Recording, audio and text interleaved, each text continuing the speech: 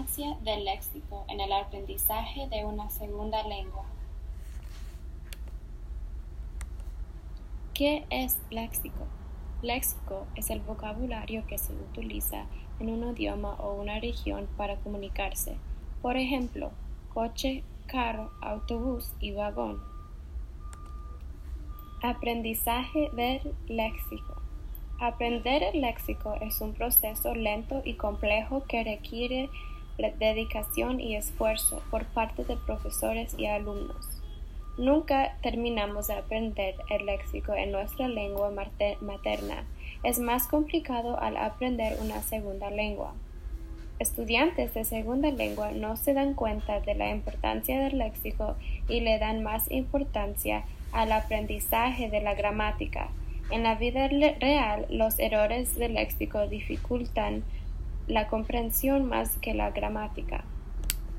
Enseñanza del léxico es el deber de profesores españoles estimular esta estrategia de aprendizaje con ejercicios que no solo enseñan al estudiante a comprender palabras, pero también a relacionarlas, diferenciarlas y usarlas apropiadamente. Al enseñar léxico es mejor usar unidad léxica en vez de palabra, porque unidad léxica engloba más aspectos del Aquí podemos ver las unidades léxicas, palabra y palabras. Por ejemplo, palabra, beber, defender, bella y perezosa. Para palabras es una colocación, algo que es una combinación de dos o más. Por ejemplo, el hombre bajo y cualquier otro día.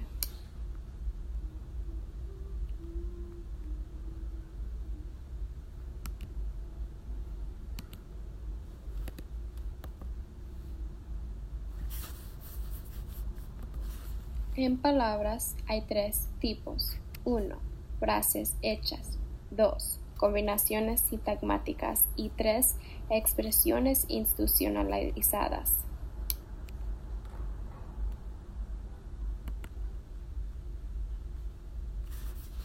¿Qué implica conocer una unidad léxica? Cuando uno usa la unidad léxica de forma correcta es porque tiene esta información sobre ella. 1. Denotación y referencia. 2. Sonido o grafía. 3. Estructuras sintácticas. 4. Peculiaridades morfológicas. 5. Relaciones paradigmáticas. 6. Combinaciones sintagmáticas. 7. Registro y si tiene más probabilidades. 8. Contenido cultural. 9. Los usos metafóricos. 10. Frecuencia de uso. Y 11. Pertenencia a expresiones institucionalizadas.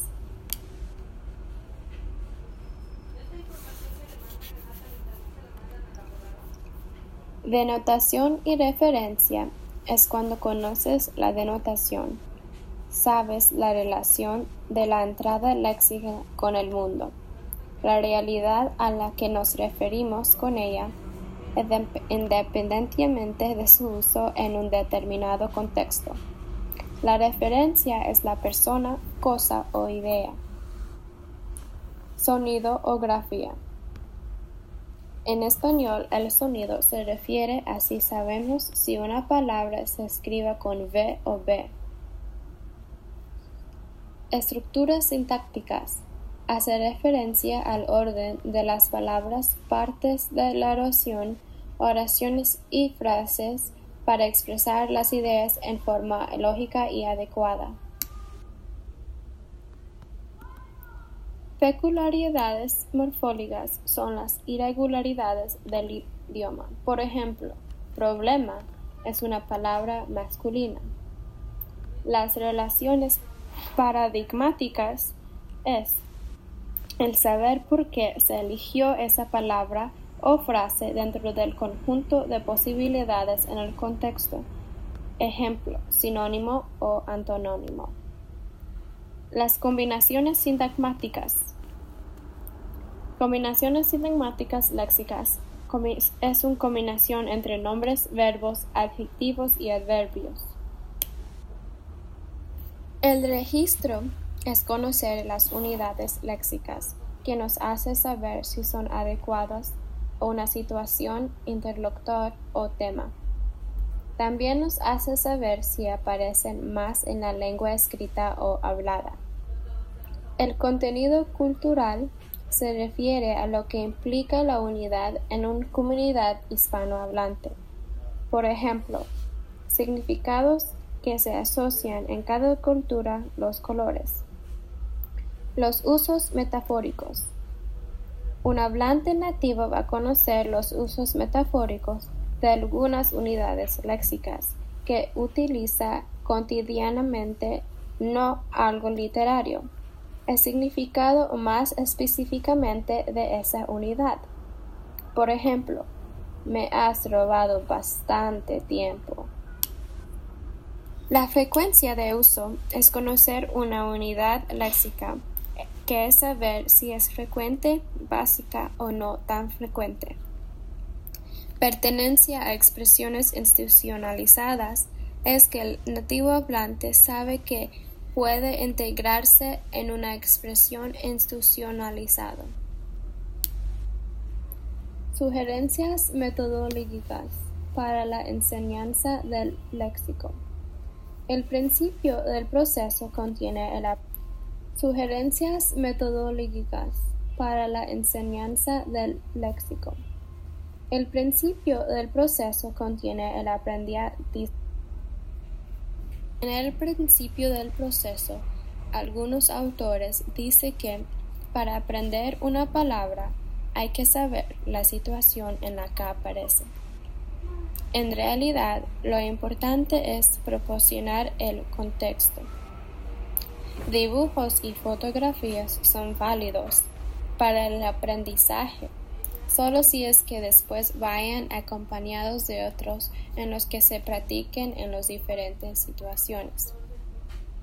Se debe insistir en la presentación, sustantivos para nombrar cosas, personas y aparatos, verbos que hablan del proceso de ese campo, adjetivos y adverbios que indiquen cualidades y características, frases hechas y combinaciones sintácticas, expresiones figurativas. El aumento del léxico en niveles intermedios y avanzados no es solo un proceso cuantitativo, sino también cualitativo. Es conveniente realizar actividades encaminadas a aumentar el conocimiento de las unidades ya conocidos. Una actividad de los contenidos culturales asociados con unidad léxica. Otra actividad que enseñen frases hechas a partir de unidades léxicas conocidas. Técnicas empleadas en el pasado a la hora de medir el aprendizaje léxico no son recomendables. Pruebas con elección múltiple no son tan fiables porque siempre cabe la posibilidad de acertar por casualidad. También hay que saber la importancia de incluir todas las palabras, no solo las palabras que han preguntado. Ahora, el léxico en el discurso.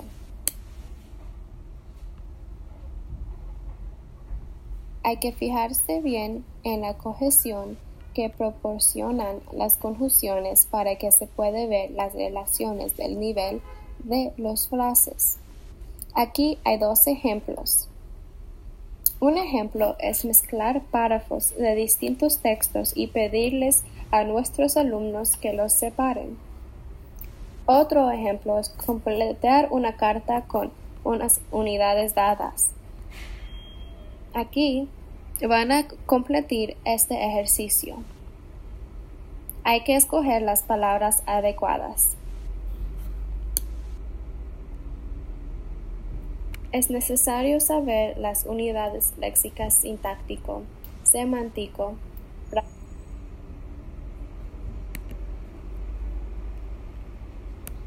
Para concluir, Higueras dice que el aprendiz del léxico es un proceso decisivo para mejorar la competencia comunicativa. Sobre todo hay que aceptar que la enseñanza del léxico abarca no solo palabras, sino frases hechas, expresiones institucionalizadas y combinaciones sintagmáticas. Aprendemos mucha información sobre unidad léxica para poder usarla en un contexto y contexto adecuado. La segunda parte de esta presentación se enfoca en las connotaciones socioculturales en el proceso de adquisición del léxico. En este papel, De Castro habla sobre las aportaciones de la psicolingüística que indirectamente indicen la enseñanza del léxico. La psicolingüística se define como el estudio científico de los comportamientos verbales en sus aspectos psicológicos. Cada cultura tiene su propio léxico, tiene sus connotaciones conocidas, aceptadas y compartidas por los hablantes. Cuando enseñamos y presentamos palabras nuevas a los estudiantes de segunda lengua, les explicamos siempre qué quiere decir una palabra, pero se nos olvida explicar el significado de la palabra dentro de la cultura. Es importante tener en cuenta las connotaciones socioculturales en el proceso de adquisición del léxico. Cuando hablamos sobre lo sociocultural, hablamos del término usado para hacer referencia a cualquier proceso o fenómeno relacionado a los aspectos sociales y culturales de una comunidad o sociedad. Por ejemplo, en el caso de las frases que se usan en España no se pueden traducir al pie de la letra en Alemania, tampoco quieren decir la misma cosa. Es un ejemplo de las culturas europeas. Se piensa mucho que entre las culturas europeas las diferencias son mínimas, pero en verdad hay una enorme diferencia entre ellas. Si no entendemos las diferencias interculturales, nos prestamos para muchos malentendidos. Para poner de manifiesto las diferencias socioculturales de significado entre las palabras, planteamos la siguiente pregunta a un grupo de estudiantes españoles y alemanes. ¿Con qué asocias esta imagen? La imagen es de una vela, y aunque se les mostró la misma imagen, las diferencias culturales dieron pie a distintas asociaciones. En España, la vela se asociaba con la iglesia, los santos, la Virgen, misa, velatorios, cumpleaños y apagones de luces. En cambio, en Alemania, la vela se asociaba con luz, tomar café, intimidad, calor, encuentro y música. Los españoles y alemanes tienen dos actitudes muy distintas ante una vela. Los alemanes la suelen encender, mientras los españoles las apagan en cuanto tienen ocasión. Por ejemplo, dicen, apaga la vela, que no se vaya a quemar algo.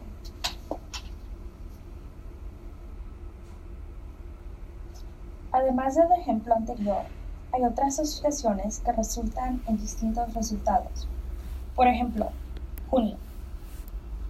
En diferentes culturas, junio trae a la cabeza diferentes situaciones. Al ver las distintas asociaciones interculturales, nos damos cuenta que nuestras culturas condicionan la manera en que vemos el mundo y las reconocemos como ejemplares más idóneas. Por ejemplo, cuando pensamos en una palabra concreta, como fruta, nos viene a la cabeza un prototipo de nuestra cultura. Por ejemplo, la manzana. Mientras nosotros pensamos en una manzana cuando escuchamos la palabra fruta, no es así en otras culturas. Lo mismo pasa con conceptos abstractos como ser educado. La educación no quiere decir lo mismo entre culturas.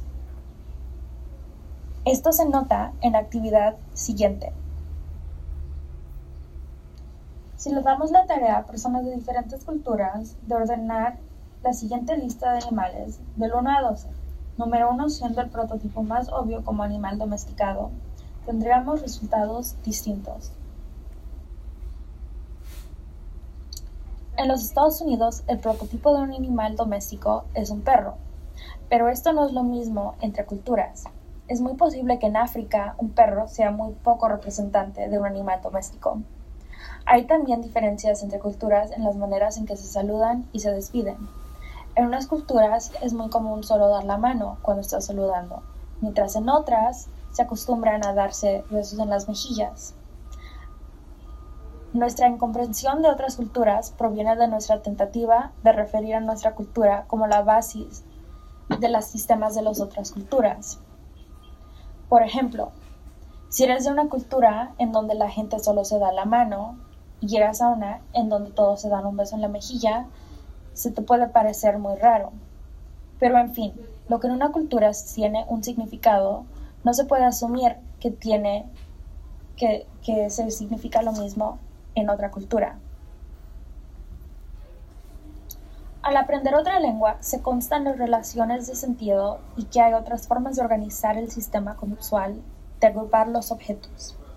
Hay conceptos que son difíciles de traducir y comprender entre idiomas y culturas. Por ejemplo, en español la papa es una verdura, pero en Alemania no cae en la misma categoría.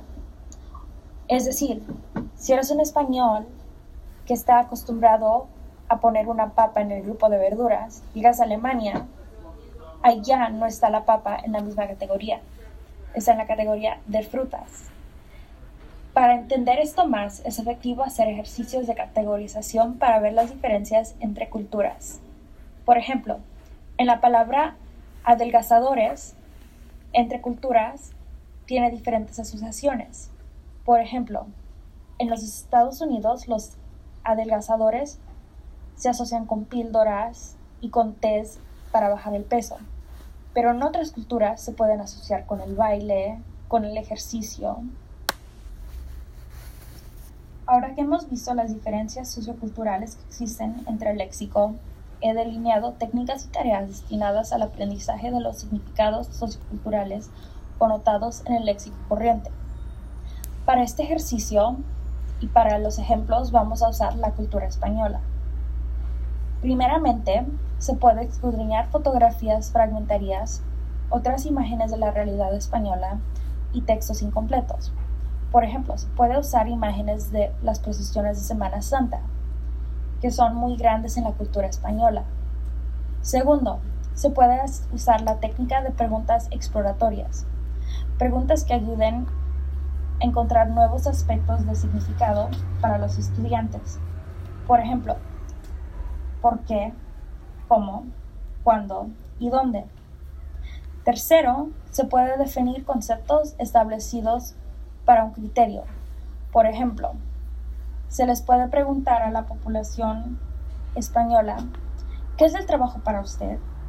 ¿Qué es el progreso para usted?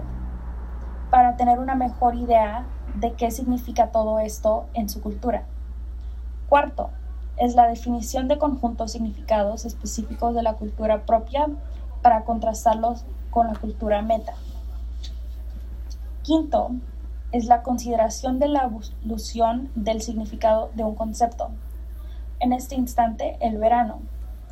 Es notar cómo ha cambiado el verano al paso del tiempo en España y por qué, para analizar su cultura mejor. Sexto, es tomar en cuenta los mismos objetos de las dos culturas.